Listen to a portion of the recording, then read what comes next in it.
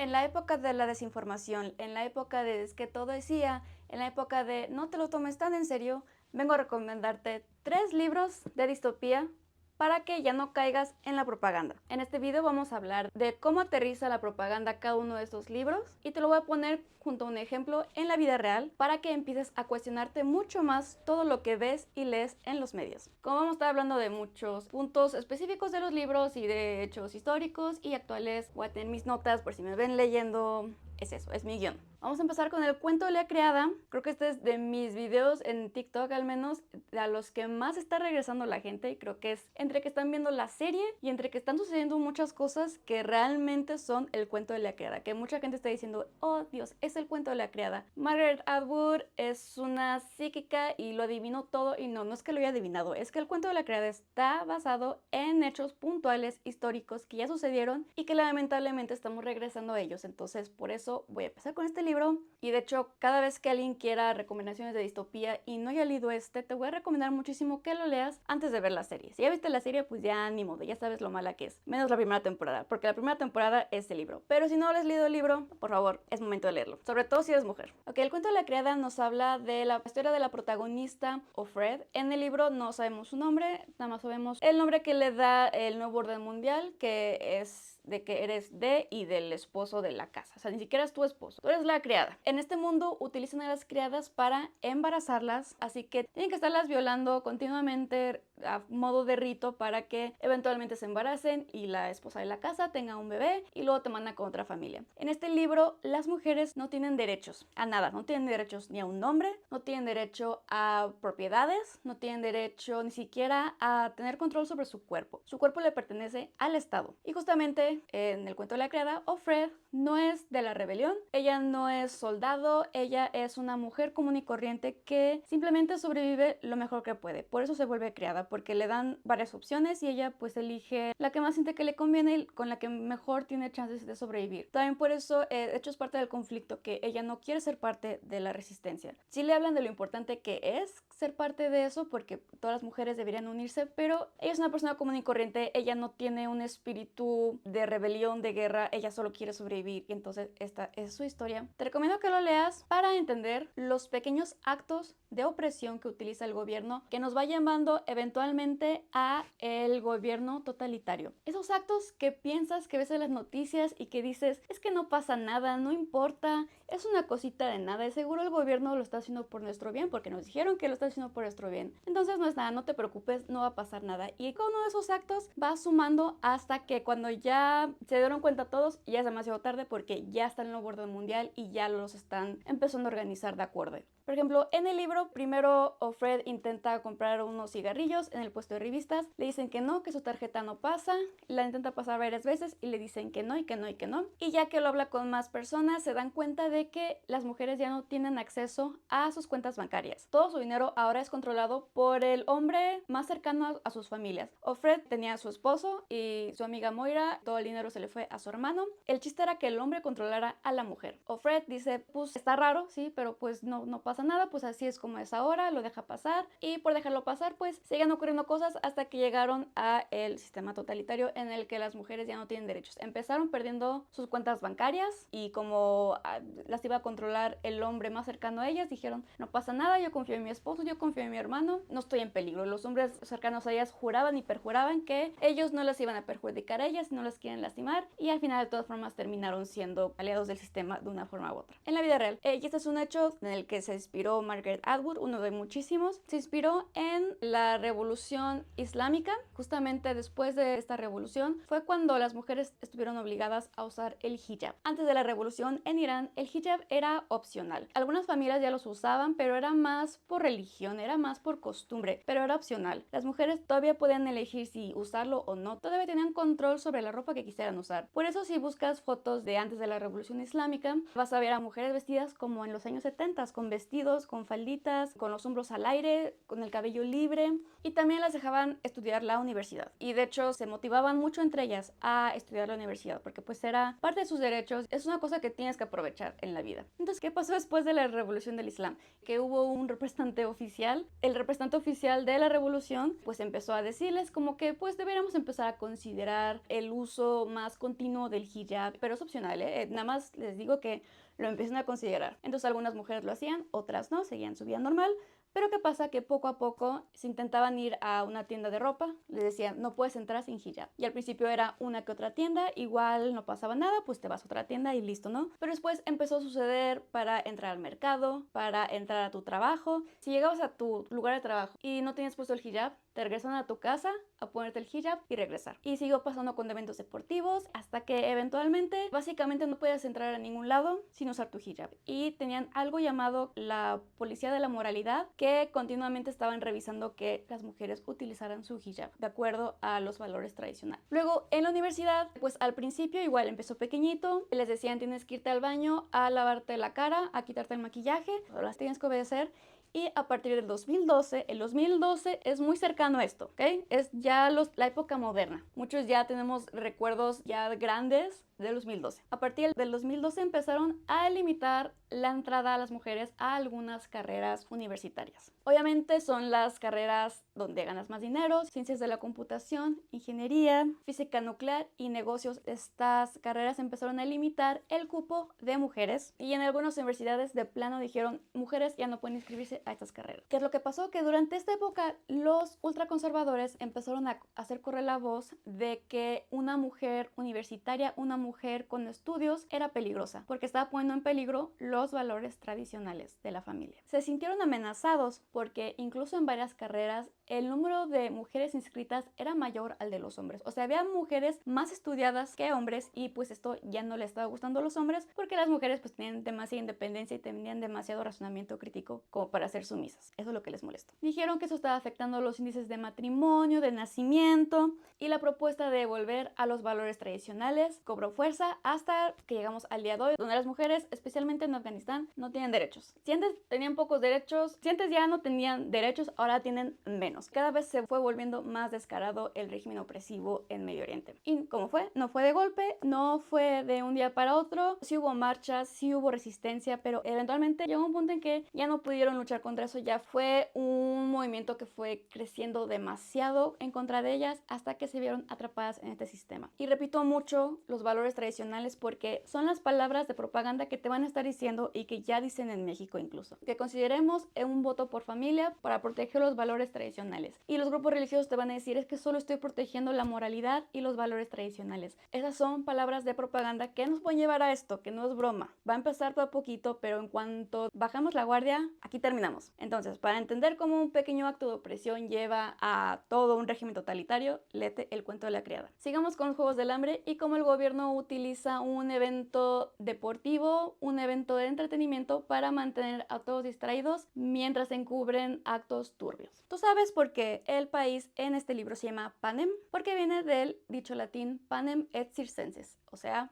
pan y circo, o sea, dale al pueblo pan y circo y no se van a rebelar en contra tuya. Y es lo que están haciendo justamente. Les dan un evento de entretenimiento, les dan un poquito de esperanza a los que tienen que entrar al evento y mantienen un control estricto sobre la comida para que puedan utilizarla como forma de esperanzarlos para convencerlos de entrar al evento. O sea, les dicen, la comida es escasa, pero si entras al evento o si entras a la lotería del evento, o sea que no tienes opción, pero aún así si sigues las reglas, tienes el prospecto de tener más comida. En el libro, así es como Katniss mantiene alimentada a su familia. Ella entra más veces al sorteo de los Juegos del Hambre para que le den comida extra para su familia. Entonces, cada vez va teniendo más posibilidades de ser seleccionada para los Juegos del Hambre. Y también tienen el motivador de que al ganador de los juegos, a su distrito le van a dar más comida durante todo un año. Entonces, también así los mantienen motivados. Entonces, tenemos el aspecto del entretenimiento, tenemos el aspecto de la vulnerabilidad, de la desesperación y cómo el gobierno se aprovecha de esa situación mientras te mantiene viendo por otro lado, te mantiene viendo los Juegos del Hambre para que no empieces a tener pensamientos revolucionarios, básicamente. Tienen que mantenerte distraído para mantenerte calmado. Entonces, obviamente voy a tener que hablar del Mundial porque ahorita que pasó y que lo estaba viendo y que me estaba dando cuenta de cómo el gobierno lo utilizaba como para solapar eventos que estaban sucediendo en el país, eventos importantes, sobre todo unas semanas, días antes todavía, me empecé a dar cuenta de cómo utilizaban la emoción del Mundial para mantenernos distraídos. Y luego me puse a investigar más y resulta que el Mundial, en donde sea que sea el anfitrión, siempre se ha utilizado con fines políticos. Siempre es para impulsar una imagen del país que no es cierta. Por ejemplo, el país anfitrión va a empezar a sacar comerciales o anuncios o notas de que mira cómo el país está prosperando, mira todo se ve bonito, todos estamos emocionados. No te creas que el país está derramando, no, todo está bien, hay dinero, mira cómo todos estamos felices y emocionados por el Mundial. Y como en los Juegos del Hambre, te mantiene entretenido viendo el Mundial mientras por acá están todos los conflictos sociales, económicos, políticos, pero mientras estés viendo las pantallas del Mundial embobado, no te vas a dar cuenta de lo demás. Y me voy a enfocar en los mundiales de México porque no quiero problemas con otros países y porque pues es el país donde estoy, es donde tengo que prestar todavía más atención. Y yo les recomiendo que quienes estén en países donde hayan sido anfitriones del mundial, que presten atención a qué está sucediendo en su país durante cada mundial. Bueno, me voy a centrar en el mundial de 1970 porque este mundial se utilizó para recomponer la imagen de México porque justamente 2 años antes, en el 68, ocurrió un genocidio con fines políticos porque los estudiantes estaban protestando mucho. El gobierno no puede tener protestas porque dentro de poco iban a ser anfitriones de las Olimpiadas. Entonces ocurrió este genocidio para, digamos, limpiar las protestas.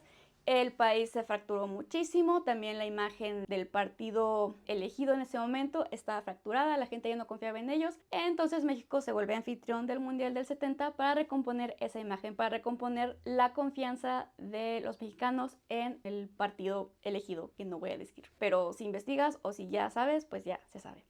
Además que este fue el primer torneo televisado a color y en vivo para todo el mundo. Entonces eso aumentó todavía más la emoción por el evento, levantó el ánimo, el orgullo mexicano. Y ahora también voy a hablar del ejemplo más reciente porque es el que acabo de vivir, el Mundial del 2026, donde México fue uno de los 3 países anfitriones. ¿Y qué ocurrió? Tú ponte a pensar qué ocurrió en las noticias, de qué hablaban todos los memes, todas las redes sociales, de qué se hablaba mucho más que de cualquier otra cosa. Estábamos totalmente picados con la ajolotización del país y con las lamparitas del Metro Hidalgo. Estamos burlándonos de que un día todo el país es morado, otro día lo regresan a los colores que son porque legalmente tienen que ser de un color específico en las calles, no pueden ser moradas, y todos estaban haciendo memes de que nos vamos a vestir de victorianos para ir al Metro Hidalgo y todos éramos felices y riendo y no estaba pasando nada malo en el país, ¿verdad? Y yo últimamente me pongo a pensar muchísimo. Digo, ¿por qué el gobierno permitiría que nos burlemos así de ellos? ¿Por qué permiten tantos memes de ellos? ¿Por qué no hacen algo para controlar las redes sociales? Obviamente porque entra la libertad de expresión, pero para mí que yo no confío en el gobierno, digo, ¿realmente qué lo está deteniendo? ¿Realmente por qué les conviene que nos burlemos más a expensas de ellos que alguna alternativa? Y es porque mientras te estás burlando de ellos, el chiste es que estás entretenido en otra cosa. El chiste es que mientras estaba la jolotización y las lamparitas y estábamos todos hablando de eso y riéndonos y haciendo memes, por otro lado, las familias que tienen algún familiar desaparecido estaban colocando las fichas de búsqueda por todas las calles y el gobierno la estaba quitando. Siento que cada vez que salía una nota de que quitaron fichas de búsqueda de las calles, y las familias la estaban reponiendo, salían como 3 memes de Clara Brugada, de la jolotización, de que todo es morado, y nos regresamos a esos chistes. Y de repente salían otras notas de las fichas de búsqueda que volvían a poner y las quitaban, y otra vez nos regresamos a lo del metro. Y también las madres buscadoras estuvieron organizando una marcha para protestar. Querían utilizar la visibilidad del mundial para hacer una marcha el día de la apertura del mundial. Al final las madres sí hicieron su marcha, pero hubo mucha intervención policial.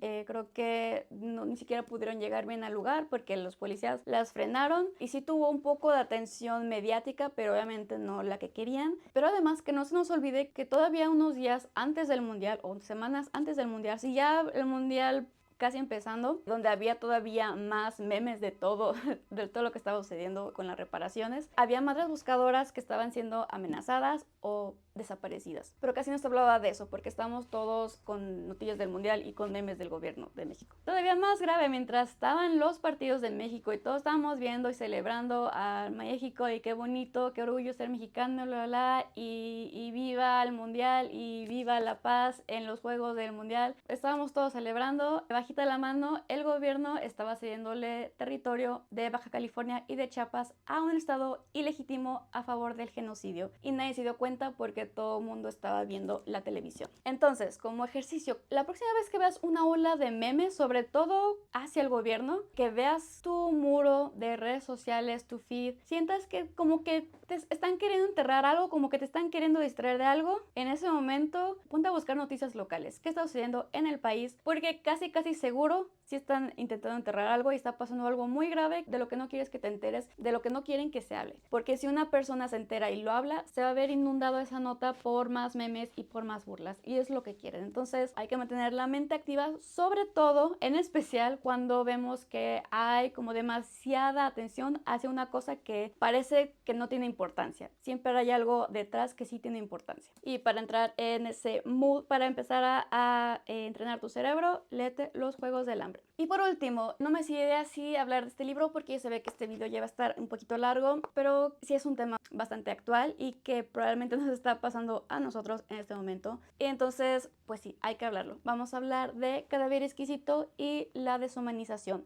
Cómo el gobierno utiliza la deshumanización y el pánico colectivo para convencer a la gente de algo. Este libro ahorita está siendo criticado por muchas personas estamos empezando a leerlo. Muchos te van a decir que es que no le veo lo grandioso a este libro, es que la narrativa está aburrida, que no pasa nada, que es puro morbo. Tus opiniones son tuyas, sí, pero nadie está hablando del tema principal del libro, que no es el tema morboso. Vaya.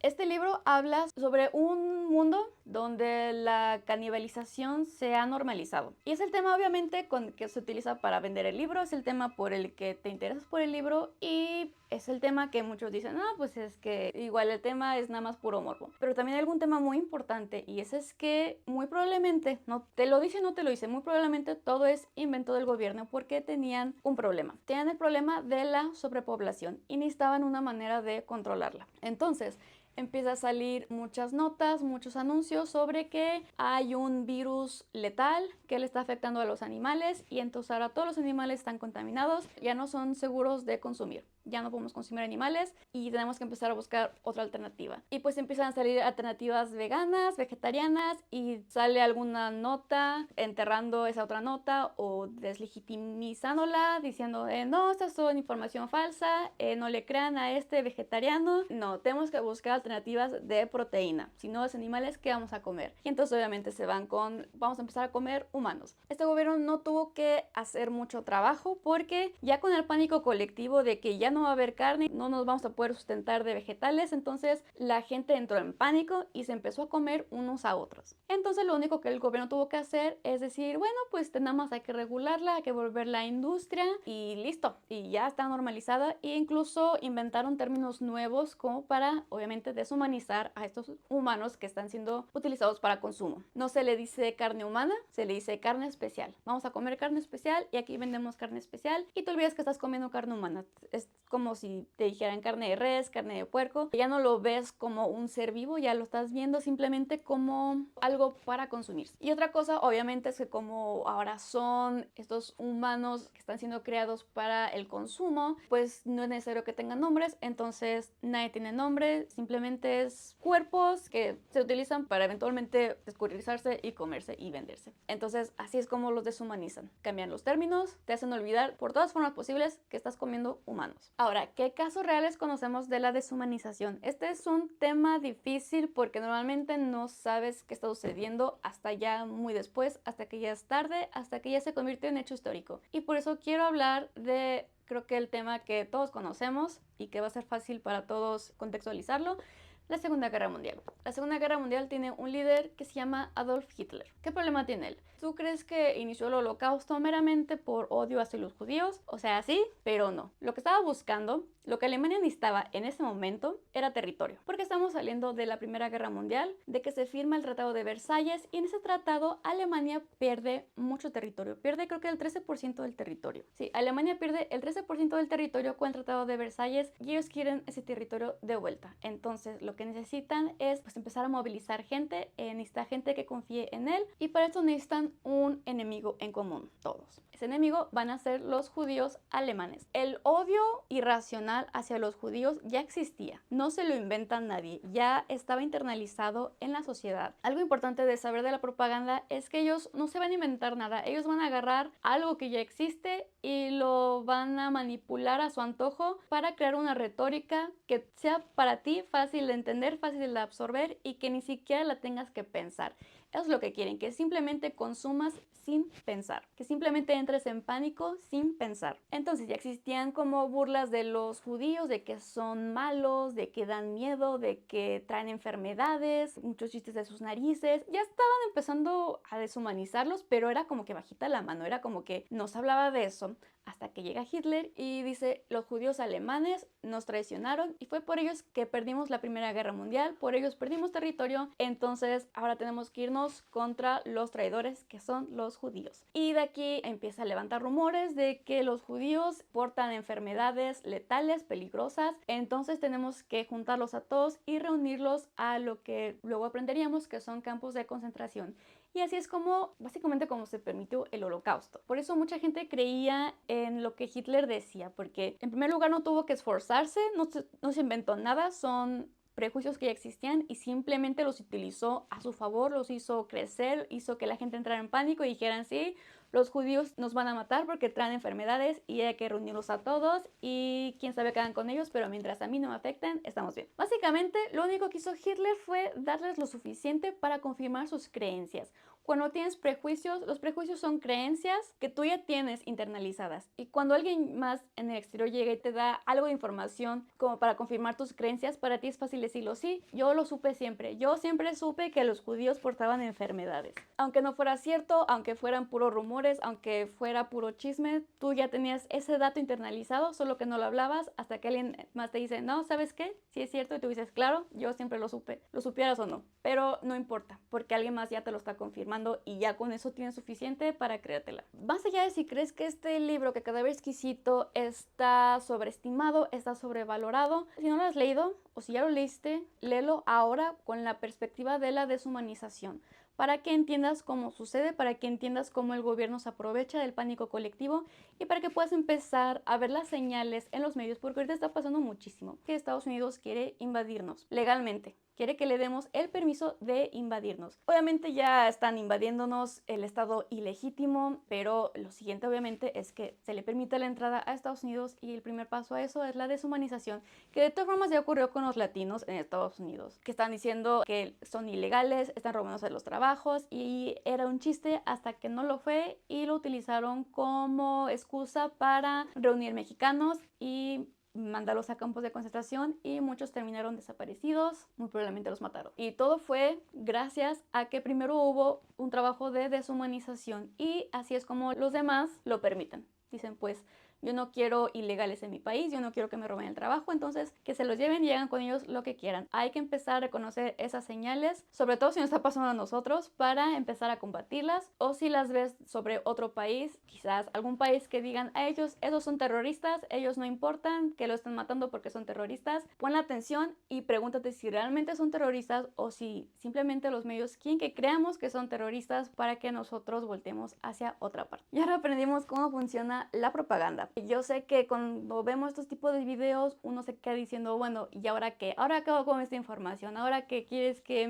salga a marchar por todos? ¿Quieres que salve el mundo? ¿Quieres que no haya rebelión? O sea, ¿qué sigue? Ahorita yo lo que te recomiendo en primer lugar es guardar este video para más tarde, para que lo utilices para futuras referencias. Y luego quiero que leas distopías. Quiero que leas muchas distopías, porque las distopías son ficción especulativa. Son historias de ficción que están basadas en hechos hechos o patrones reales. No es que adivinen el futuro, no es que sean adivinos estos autores, es que ellos ya se dieron cuenta de un patrón y lo hacen una historia para que tú puedas estar advertido y sea para ti fácil de consumir. Entonces, yo te estoy recomendando estos 3 libros: El cuento de la criada de Margaret Atwood, Cadáver exquisito de Agustina Basterrica y Los juegos del hambre de Susan Collins. Pero realmente lee cualquier distopía, cualquier otra distopía va a tener advertencias sobre propaganda, va a tener advertencias sobre no entrar en pánico y no creerte todo lo que te diga el gobierno solo porque te están diciendo que es para tu bien. Lee estos libros, analízalo en la vida real, analiza el mensaje, compáralo con las noticias que ves. Cada vez que ves una noticia en redes sociales, en la televisión, pregúntate qué está sucediendo, qué es esto, es algún tipo de campaña, es algún tipo de propaganda, y más específicamente qué está intentando hacer y con qué fin. Siempre hay un fin detrás de todo esto. Es un trabajo pesado, es laborioso, es cansado mentalmente, pero creo que ahorita más que nunca es necesario porque estamos al borde de muchos eventos que podrían ser catastróficos, especialmente ahorita en Latinoamérica. Y a partir de ahora no espero que salves al mundo, pero espero que sí empieces a cuestionar al gobierno y lo que te están diciendo, y que esto te motive a investigar qué es lo que están intentando ocultar, a qué están intentando llegar, que necesitan mantenernos distraídos con algo más o que necesitan convencernos de algo.